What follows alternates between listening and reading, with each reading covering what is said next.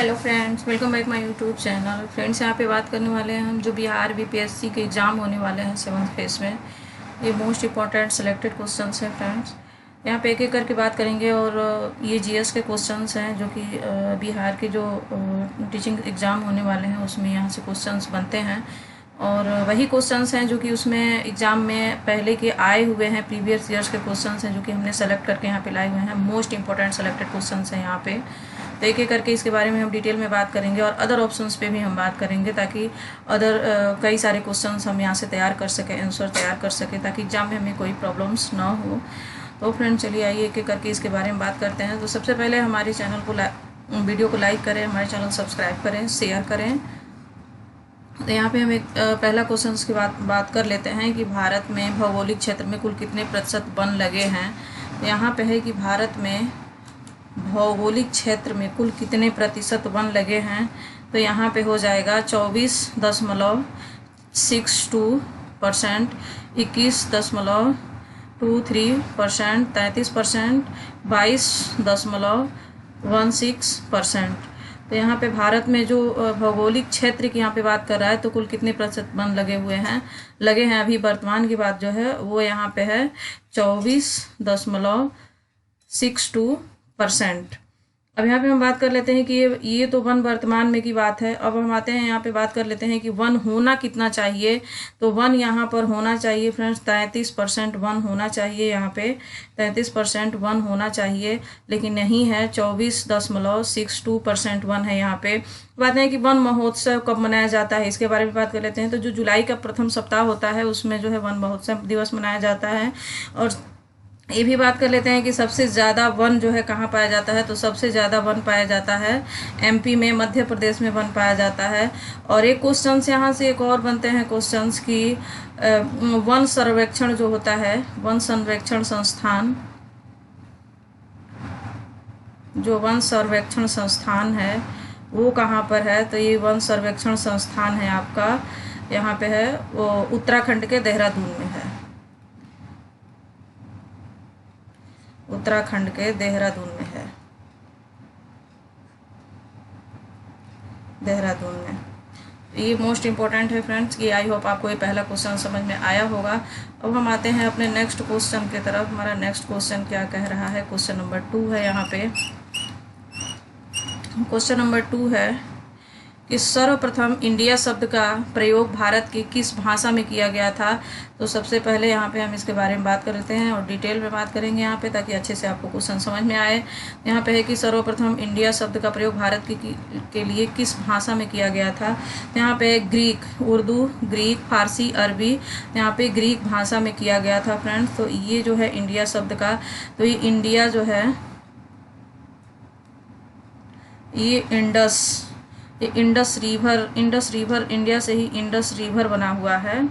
Indus river जो है हम किसको कहते हैं, जो इंडिया रिवर है ये सिंधु नदी को हम कहते हैं। ये इंडस रिवर सिंधु नदी को कहते हैं। और यहाँ पे फ्रेंड्स की आई होप आपको समझ में आया होगा कि सर्वप्रथम इंडिया शब्द का प्रयोग भारत के लिए किस भाषा में किया गया था। तो ग्रीक भाषा में किया गया था। ऑप्शन नंबर बी यहाँ पे करेक्ट होता है। अब आते हैं हम अपने नेक्स्ट क्वेश्चन पे। हमारा क्वेश्चन नंबर 3 है। यहाँ पे क्या कह रहा है कि भारत की मुख्य भूमि की दक्षिणी सीमा क्या है। मोस्ट इंपॉर्टेंट क्वेश्चन है फ्रेंड क्योंकि एग्जाम में पूछा हुआ है। तो भारत की मुख्य भूमि की दक्षिणी सीमा है 6 डिग्री 4 मिनट उत्तरी अक्षांश, 7 डिग्री 4 मिनट उत्तरी अक्षांश, या 8 डिग्री 4 मिनट उत्तरी अक्षांश, या 6 डिग्री 8 मिनट उत्तरी अक्षांश। यहाँ पे बहुत इंपॉर्टेंट क्वेश्चन है। तो पहले हम इसके बारे में बात कर लेते हैं कि भारत की मुख्य भूमि की दक्षिणी सीमा क्या है। तो यहाँ पे है कि 6 डिग्री 4 मिनट उत्तरी अक्षांश यहाँ पे है। बी में है 7 डिग्री 4 मिनट उत्तरी अक्षांश है। तो यहाँ पे कुल मिला जुला के हमारा ऑप्शन नंबर सी करेक्ट होगा कि 8 डिग्री 4 मिनट उत्तरी अक्षांश यहाँ पे है। तो भारत की सबसे पहले हम सीमा की बात कर लेते हैं। यहाँ पे भारत की जो सीमा की बात करें यहाँ पे, तो भारत की सीमा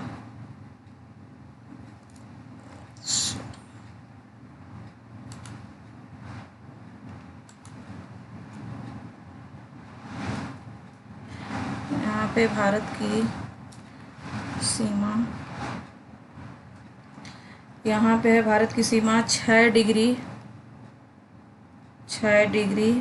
45 मिनट, 6 डिग्री 45 मिनट उत्तरी अक्षांश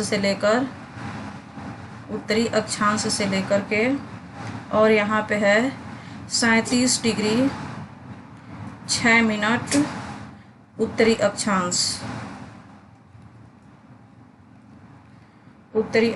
यहाँ पे है। यहाँ पे अगर भारत की सीमा पूछे तो यहाँ पे होगा भारत की सीमा 6 डिग्री 45 मिनट उत्तरी अक्षांश और 37 डिग्री 6 मिनट उत्तरी अक्षांश। अब यहाँ पे हम बात करते हैं कि अब जो है यहाँ पे हम मुख्य भूमि का जो होता है मुख्य भूमि से, तो वो होता है मुख्य भूमि से जो अगर हम पूछे इसकी सीमा क्या है तो 8 डिग्री 4 मिनट उत्तरी अक्षांश है और 37 डिग्री 6 मिनट उत्तरी अक्षांश। यहाँ पे आई होप आपको ये क्वेश्चन समझ में आया होगा। तो यहाँ पे ऑप्शन नंबर हमारा सी जो है करेक्ट होता है कि 8 डिग्री 4 मिनट उत्तरी अक्षांश जो है हमारा होगा। अब आते हैं हम नेक्स्ट क्वेश्चन पे। क्वेश्चन नंबर 4 की बात कर लेते हैं। क्वेश्चन नंबर 4 यहाँ पे है, भारतीय मानक समय आधारित है 80 डिग्री पूर्वी देशांतर या 80 डिग्री पश्चिमी देशांतर या 82.5 डिग्री पूर्वी देशांतर या फिर 82.5 डिग्री पश्चिमी देशांतर। तो यहाँ पे जो हम बात करते हैं जिसको हम कहते हैं इंडियन स्टैंडर्ड टाइम लाइन, इसको हम बोलते हैं।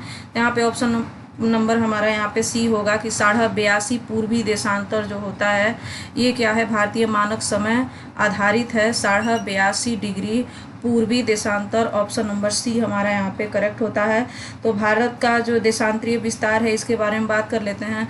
तो जो भारत का जो विस्तार है वो है कि 68 डिग्री 7 मिनट पूर्वी देशांतर से चालू होता है और 97 डिग्री 25 मिनट पूर्वी देशांतर तक स्थित है और यहाँ पर 30 डिग्री देशांतर का अंतराल होता है। तो एक देशांतर चलने में पृथ्वी को कितना लगता है, 4 मिनट लगता है। यहाँ पे अगर हम बात करें कि अगर पृथ्वी को चलने में अगर 1 मिनट, अगर एक देशांतर की बात करते हैं हम, एक देशांतर अगर चलती है अगर पृथ्वी, तो उसके लिए एक देशांतर अगर चलती है तो चलने में पृथ्वी को कितना समय लगता है, 4 मिनट लगता है, 4 मिनट। तो यहाँ पे अगर 30 डिग्री चलने में उसे कितना लगेगा, तो 4 × 30 = 120 डिग्री मिनट लगेगा, मतलब कि 120 मिनट जो है उसको लगेगा। तो 30 डिग्री चलने में उसको कितना लगेगा, 120 डिग्री यहाँ पे लगेगा मिनट। तो इसीलिए यहाँ पे है कि 82.5 पूर्वी देशांतर जो है, इसका ऑप्शन नंबर सी करेक्ट होगा। अब हम आते हैं नेक्स्ट क्वेश्चन की तरफ। हमारा क्वेश्चन नंबर 5 है। यहाँ पे क्वेश्चन नंबर 5 है, द्वीपों सहित भारत की कुल लंबाई कितनी है। तो द्वीपों सहित फ्रेंड्स एक और यहाँ पे हम बताने की कोशिश करेंगे। जो 82.5 डिग्री पूर्वी देशांतर है यहाँ पे है, यहाँ पे एक और बात जानने वाली है कि 82.5 डिग्री जो पूर्वी देशांतर ये कहाँ से गुजरती है। तो ये प्रयागराज की जो नैनी है उससे हो करके गुजरती है। और यहाँ पे है कि कौन कौन से राज्य से होकर गुजरती है। तो यूपी से, एमपी से, छत्तीसगढ़ से, उड़ीसा से और आंध्र प्रदेश से। ये जो है 5 जो है राज्य हैं, ये 5 राज्यों से होकर के गुजरती है। जो 82.5 डिग्री पूर्वी देशांतर रेखा है ये गुजरती है 5 राज्यों से होकर। वो राज्य हैं यूपी हैं, एमपी हैं, छत्तीसगढ़ है, उड़ीसा है और आंध्र प्रदेश है। और यहीं से भारतीय मानक समय रेखा जाती है। और यहाँ पे जो है 82.5 डिग्री पूर्वी देशांतर इसको ये कहाँ से जाती है, तो प्रयागराज के नैनी से होकर के गुजरती है। आई होप आपको ये समझ में आया होगा। एक फैक्ट्स और हम बता दिए। अब हम आते हैं नेक्स्ट पॉइंट 5वां है यहाँ पे कि द्वीपों सहित भारत की कुल लंबाई कितनी है। तो है यहाँ पे 6100 किलोमीटर है, यहाँ पे 6200 किलोमीटर है या 7516.6 किलोमीटर है या 8000 किलोमीटर है। तो यहाँ पे द्वीपों सहित यहाँ पे पूछा है। तो द्वीपों सहित कुल लंबाई अगर हम यहाँ पे बात करें तो भारत की सीमा रेखा सबसे पहले हम 2 पार्ट में डिवाइड करते हैं भारत की सीमा रेखा। तो सबसे पहले यहाँ पे हम डिवाइड करें भारत की जो सीमा रेखा है यहाँ पे,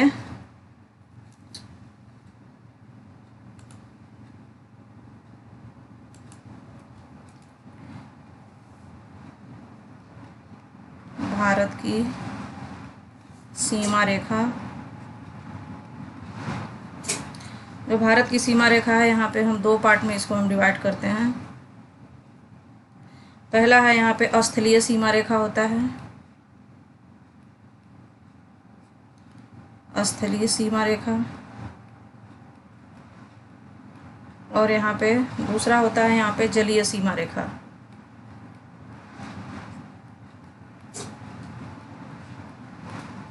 जलीय सीमा रेखा होता है। तो भारत की जो सीमा रेखा हो दो पार्ट में डिवाइड हमने किया, एक स्थलीय सीमा रेखा, एक जलीय सीमा रेखा। तो यहाँ पे हम स्थलीय सीमा रेखा के बारे में बात कर लेते हैं। तो यहाँ पे है 15,106.6 किलोमीटर। और यहाँ पे हम बात कर लेते हैं जो जलीय सीमा की बात है, यहाँ पे 7516.6 किलोमीटर यहाँ पे जो है होती है। तो फ्रेंड्स आई होप आपको ये समझ में आया होगा। अब यहाँ पे एक बात कर लेते हैं हम,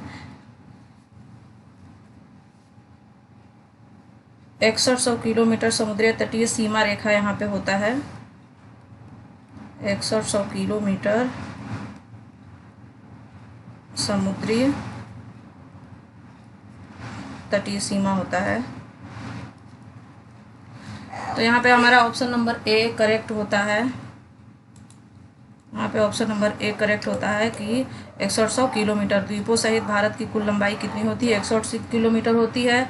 और यहाँ पे हम आपको बताया कि स्थलीय सीमा और जलीय सीमा, भारत की दो सीमाएं रेखा होती हैं, जिसमें कि 15,106 किलोमीटर और एक होता है कि 1516.6 किलोमीटर। यहाँ पे द्वीपों सहित भारत की कुल लंबाई पूछा है तो 6100 किलोमीटर होगा। आई होप आपको समझ में आया होगा फ्रेंड्स। अब हम आते हैं नेक्स्ट क्वेश्चन पे।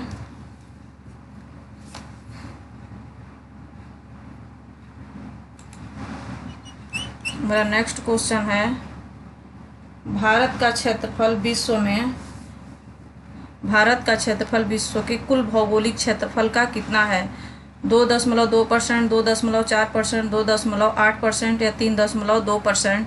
यहाँ भारत का क्षेत्रफल विश्व के कुल भौगोलिक क्षेत्रफल का कितना है ये पूछा हुआ है। तो यहाँ पे हमारा ऑप्शन नंबर बी करेक्ट होगा कि 2.4% यहाँ पे जो है। तो भारत का क्षेत्रफल कितना है तो इसके बारे में भी हम पहले बात कर लेते हैं कि जो भारत की जो क्षेत्रफल है वो कितना है। तो भारत का यहाँ पे क्षेत्रफल है, टोटल क्षेत्रफल 32,87,263 वर्ग किलोमीटर है। और उत्तर से दक्षिण की अगर लंबाई हम पूछे, अगर उत्तर से और दक्षिण से नॉर्थ, अगर ये हम नॉर्थ से लेकर के और साउथ, इसकी अगर हम लंबाई पूछते हैं, अगर जानते हैं तो ये होगा 3214 किलोमीटर होगा। अगर पूरब से पश्चिम, ये पूरब हुआ, ये पश्चिम है, पूरब से पश्चिम की तरफ अगर इसकी हम लंबाई अगर जानते हैं तो 2933 किलोमीटर होगा। 2933 किलोमीटर होगा। और भारत का क्षेत्रफल में स्थान कौन सा है ये भी क्वेश्चन पूछता है। तो इसके बारे में भी हम बात कर लेते हैं कि जो यहाँ पे पहले समझ लीजिए कि ऑप्शन नंबर बी 2.4, ये ऑप्शन नंबर बी यहाँ पे करेक्ट होता है। अब यहाँ पे हम बात करते हैं कि भारत का क्षेत्रफल में स्थान कौन सा है। तो 7वां स्थान है। ये तो सबको पता है कि भारत का 7वां स्थान है क्षेत्रफल में। लेकिन अगर पूछे हम पहला कौन सा है तो पहला रूस है, दूसरा कनाडा है, तीसरा चीन है और चौथा यूएसए है, पांचवा ब्राज़ील है और छठवां ऑस्ट्रेलिया है और 7वें नंबर पे भारत है। तो आई होप आपको समझ में आया होगा ये क्वेश्चंस, इसीलिए हमने को अच्छे से डिटेल में हमें बताने की कोशिश कर रहे हैं। क्वेश्चन नंबर 7 यहाँ पे है, देख लीजिए कि संपूर्ण भारत के कितने प्रतिशत भूभाग पर मैदान का विस्तार पाया जाता है। 10.7%, 18.6%, 27.7% या 43%। तो कितना होता है इसमें संपूर्ण भारत के कितने प्रतिशत भूभाग पर मैदान का विस्तार पाया जाता है? तो यहाँ पे सबसे पहले है 10.7%, तो ये होता है, ये पर्वत के लिए है, इतना पर्वत होना चाहिए। 18.6% ये पहाड़ी के लिए है, और 27.7% ये पठार के लिए है, और 43% ये है मैदान के लिए। तो संपूर्ण भारत के कितने प्रतिशत भूभाग पर मैदान का विस्तार पाया जाता है? यहाँ 43%। ऑप्शन नंबर डी यहाँ पे करेक्ट होगा। नेक्स्ट क्वेश्चन, 8वां क्वेश्चन पे हम बात करते हैं कि भारत में सबसे लंबी तटरेखा वाला राज्य कौन सा है? महाराष्ट्र है, केरल है, गुजरात है, पश्चिम बंगाल है। तो यहाँ पे है सबसे पहले भारत में सबसे लंबी तटरेखा वाला यहाँ पे गुजरात होगा, जो कि है 1214 किलोमीटर जो है इसकी जो है तटरेखा की लंबाई है 1214 किलोमीटर, और ये गुजरात है। यहाँ पे भूपेंद्र भाई पटेल जो है आपको पता होगा यहाँ के सीएम हैं। और यहाँ पे हम बात कर लेते हैं गुजरात, यहाँ पे ऑप्शन नंबर सी करेक्ट होगा। नेक्स्ट क्वेश्चन की तरफ बढ़ते हैं। क्वेश्चन नंबर 9 है, कौन सी अक्षांश रेखा भारत के मध्य से होकर गुजरती है? तो कौन सी जो अक्षांश रेखा है, टॉपिक जिसको हम कहते हैं टॉपिक ऑफ कैंसर, कर्क रेखा, यही जो है भारत के अक्षांश रेखा भारत के मध्य से होकर के गुजरती है। ऑप्शन नंबर ए यहाँ पे करेक्ट होगा। तो ये भारत के 8 राज्यों से होकर के गुजरती है कर्क रेखा। तो यहाँ पे जो है 21 जून को जो सूर्य इस पर क्या होता है कि कर्क रेखा पे लंबवत चमकता है, और ये होता है यहाँ पे कि इसी दिन क्या होता है कि हम इस बार जो है योग दिवस अपना मनाएं। यहाँ पे कौन सी अक्षांश रेखा भारत के मध्य से होकर गुजरती है? तो कर्क रेखा भारत के मध्य से होकर गुजरती है, जिसको हम टॉपिक ऑफ कैंसर कहते हैं। और हम इसके बाद हम बात कर लेते हैं नेक्स्ट पॉइंट पे। यहाँ पे ऑप्शन नंबर ए करेक्ट होगा। क्वेश्चन नंबर 10 है, यहाँ पे भारत भूमि का सर्वाधिक उत्तरी भाग है। इंदिरा पॉइंट है, पार्सन पॉइंट है, पिग्मेलियन पॉइंट है, इंद्रोकॉल है। तो यहाँ पे होगा, सबसे यहाँ पे पूछा है कि भारत भूमि का सर्वाधिक उत्तरी भाग है, यहाँ पे सर्वाधिक उत्तरी भाग यहाँ पे पूछा हुआ है। तो यहाँ पे सबसे पहले होगा उत्तरी भाग में यहाँ पे इंदिरा कॉल होगा यहाँ पे, जो कि बहुत इंपॉर्टेंट एक क्वेश्चन से पूछा हुआ है। तो यहाँ पे option number D correct answer होगा। तो आई होप आपको वीडियो अच्छी लगी होगी। हमारे वीडियो को लाइक करें, शेयर करें और सब्सक्राइब करें इजी लर्निंग बाई चांदनी को। और थैंक्स फॉर वॉचिंग।